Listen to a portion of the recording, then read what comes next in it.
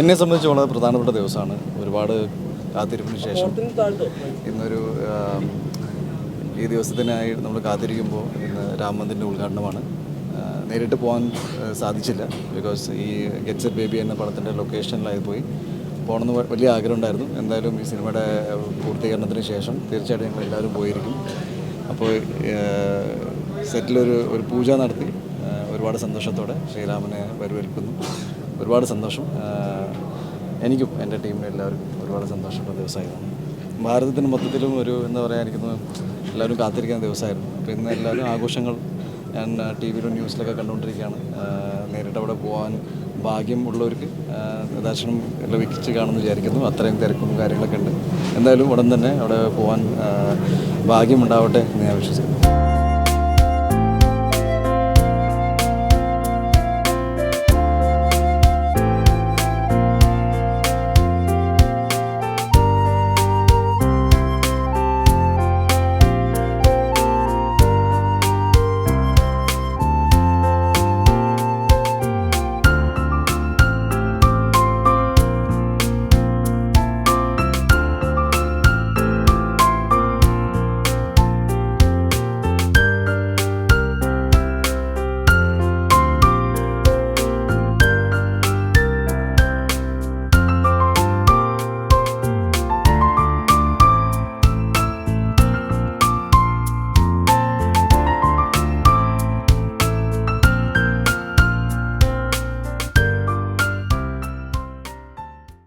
വളരെ സന്തോഷം.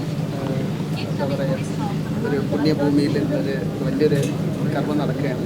അതിൻ്റെ പാട്ടായിട്ട് രാജ്യമെമ്പാടും ഒരുപാട് ആഘോഷങ്ങൾ നടക്കുന്നു.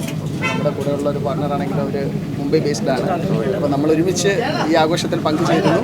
അത് നമ്മുടെ ഗെറ്റ് സെറ്റ് ബേബിയുടെ ലൊക്കേഷനിൽ വെച്ച് ചെയ്യാൻ സാധിച്ചത് നമ്മുടെ ഒരു പുണ്യമായിട്ട് കരുതുന്നു. വളരെ സന്തോഷം.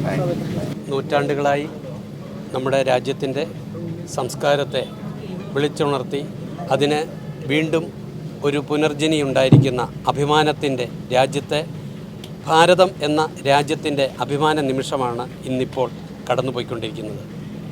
ഈ ഭാരതീയരായ ഓരോരുത്തരും ആ അഭിമാനത്തിൽ പങ്കെടുക്കുമ്പോൾ ഞങ്ങളും അതിൽ പങ്കെടുക്കുന്നു. ഗെറ്റ് സെറ്റ് ബേബി എന്ന ചിത്രത്തിൻ്റെ ഈ സെറ്റിൽ വെച്ച് ഞങ്ങൾക്ക് ഒരുമിച്ച് ഇത് ആഘോഷിക്കാൻ സാധിച്ചത് ഞങ്ങളുടെ പുണ്യമായി കരുതുന്നു.